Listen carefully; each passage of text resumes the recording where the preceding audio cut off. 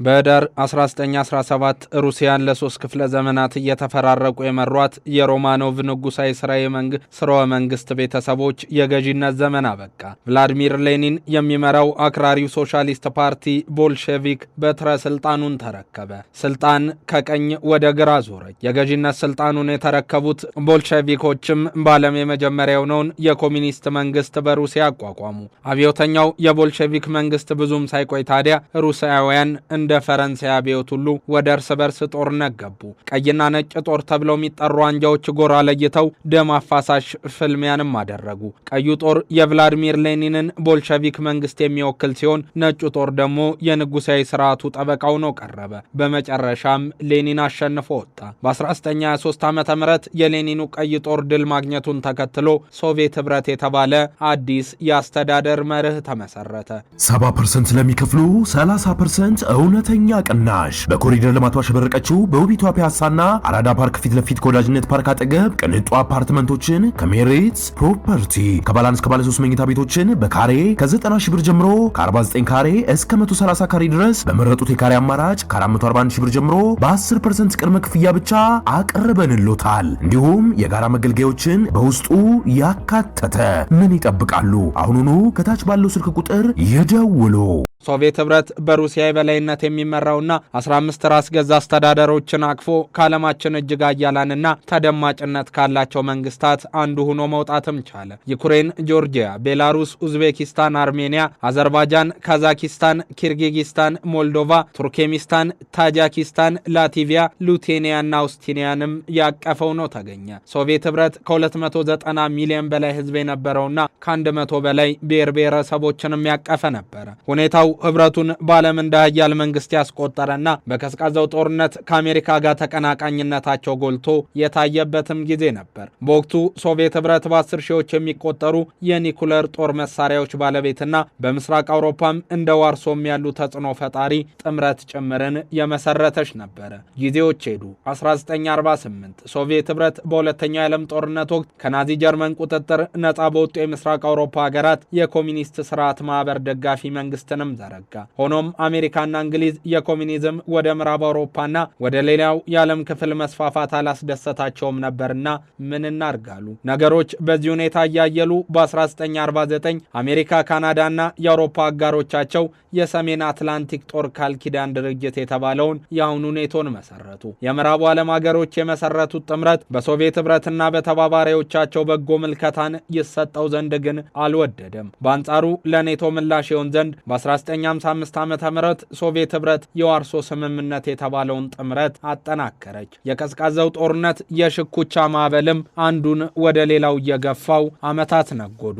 የችግሩ ነበልባል የጦርነቱ ቀዳሚ ገፈት ቀማሽ የሆነችው ይህ በእንደዚህ አይነት ሁኔታ ውስጥ እያለ ታዲያ ዓለምን ለሁለት የሰነጠቀ አንዱን ሀያል አድርጎ ሌላውን ያንኮታኮተ የርዕዮተ ዓለም ግብግብ ተጀመረ። 1991 ወቅቱ ሶቪየት ህብረትን ለውጥቀት የዳረገ ነበር። ጎርባቾቭ የተባለ መሪ ሶቪየትን ሊያስተዳድር ዘንድ ቢመጣም የሶቪየት ህልው መሆንን በሱ ዘመን ያበቃ ዘንድም ሁለት አይነት ሐሳቦችን አንጸባረቀ። ፕሬስቶሪካና ግላስኖት የተባሉት እነዚህ ጥምር እይታዎችም ነገሮችን ወደ ሌላ መንገድ ሳቡ። የጆሴፍ ስታሊን አስተዳደር ሶቪየት ህብረትን በመበተን ሂደት ውስጥ ትልቅ ድርሻ እንዳለው ቢወራም ህብረቱ በ1991 ዓ.ም በህዝበ ውሳኔ ሲፈርስ እንደ ጎርባቾቭ ያለ አልተገኘም ነበር። በ1993 ታዲያ ዋናዋ የራስ ገዞቹ ሁላ መሪ ተደርጋ ትወሰድ የነበረችው ሩሲያ በፌዴሬሽን ተዋቀረች። ከዛ ወዲህ የሩሲያና የምዕራቡ ዓለም ግንኙነትም የሰመረ ሊሆን አልቻለም። የችግሩ ነበልባል ታዲያ አሁን ላይ በሩሲያና ዩክሬን ጦርነትም የቀጠለ መስሎ ታይቷል። የጦርነቱ ቀዳሚ ገፈት ቀማሽ ነች የምትባለው ዩክሬንን ከሁሉም በፊት ቢገርፋትም በሩሲያ ላይ የተጣለው የፋይናንስ ማዕቀብ የገንዘብ ዝውውሩና ንግዱን በመጉዳት የሸቀጦች ዋጋ እንዲያሻቅብም ምክንያት ስለመሆኑ ይነሳል። በተለይም ደግሞ በኢኮኖሚ ጠንካራ በሆነችው ሩሲያ መገባቢያ ገንዘብ ሩብል ላይ የተከሰተው የዋጋ ማሽቆልቆል በአገሪቱ ከፍተኛ የተባለውን ግሽፈት አስከትሏል። አዎ የአውሮፓ ሀገራት ከፍተኛ የሆነ የዋጋ ግሽፈት ሲያስመዘግቡ ታዲያ የሩሲያ ዩክሬን ጦርነት የራሱ የሆነ ገዳፋን ይዞ ስለመምጣቱ የሚያጠያይቅ አልሆነም። ሩሲያ ለአውሮፓ ሀገራት የምታቀርበው ነዳጅ መጠኑ ከፍተኛ በመሆኑ የተፈጠረው መስተጓጎል በርካታ ሀገራትን ፈተና ላይ ጥሏቸዋል። የተግዳሮት ደግሞ ከኮቪድ ወረርሽኝ ለማገ ለማገገም የሚታገሉ የአውሮፓ ሀገራትን ወደ ባሳ ዘግት እንዳይከታቸው ቢያሰጋም የለየለት ውርጅብኝ ሆኖባቸዋል። አሁን ላይ የምስራቁ አውሮፓ ሀገራት የፋይናንስ ወጪያቸው እያሻቀበ የመጣ ሲሆን በተጨማሪም በስደተኞች በመጥለቅለቃቸው ያልተገባ ጫና እያደረባቸው ነው። ከዩክሬን የተሰደዱ 3 ሚሊዮን ዜጎችም የተጠለሉት በእነዚህ ሀገራት ውስጥ መሆኑ በራሱ ኢኮኖሚያቸውን ፈትኖታል። የአውሮፓ ሀገራት ጦርነቱን ተከትሎ ለነዳጅ ለደህንነትና ለመከላከያ የሚያወጡት ገንዘብ በመጨመሩ በዓመታዊ በጀታቸው ላይም ጫና አሳድሮባቸዋል። በተጨማሪም በርካታ ሀገራት የሩሲያ ሀብትን ለማገድ የጀመሩት እንቅስቃሴ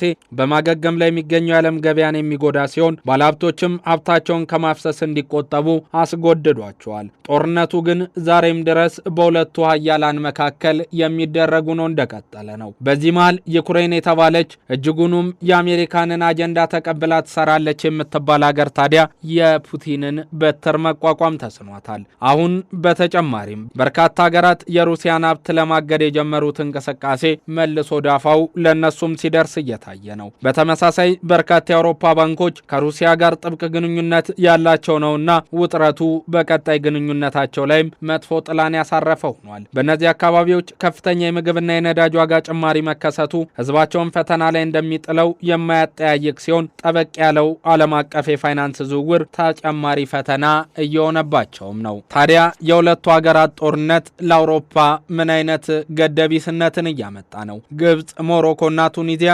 የገበያዎቻቸውን ፍላጎት ለማሟላት ከሩሲያና ከዩክሬን በሚሸምቱት ጥራጥሬ ላይ ጥገኞች ሲሆኑ ግብጽም ከዓለም ከምትሸፍነው ጥራጥሬ 60 በመቶ ከሩሲያና ዩክሬን የሚገዛ ነው። ይህ ሂደት የአፍሪካንም በሩሲያ ዩክሬን ጦርነት የተጎዳ ምጣኔ ሀብት ቁልጭ አድርጎ የሚያሳይ ነው። ብዙዎች ጦርነት መች እንደሚጀመርና መችና እንዴት እንደሚጠናቀቅ አይታወቅም ይላሉ። ዓለምን እያጋጠመ ላለው የኢኮኖሚ መንገዳገድ ዋነኛው መውጫ መንገድ የጦርነቱ መቋጨት ቢሆንም መቼ የሚለው ግን ዛሬም መልስ የለውም። በመሆኑም አገሮች የራሳቸውን ስልት እየቀየሱ የሚደርስባቸውን ጫና ለማቅለል ሲታገሉ ይታያሉ። ሩሲያና ዩክሬን ግን ዛሬም ድረስ ስለ ዓለም ሳይሆን ስለ ራሳቸው ዜጎችን ማሰብ አልቻሉምና በድሮና በሚሳይል አልፎ ተርፎም በኒኩለር ግብግብ ለመግጠም በራፎቻቸው ላይ ቆመዋል። እርግጥ የዓለም የኃይል ሚዛን ወዴት ሊሆን ይችላል? መጪው ጊዜ የሚያስመለክተን ይሆናል።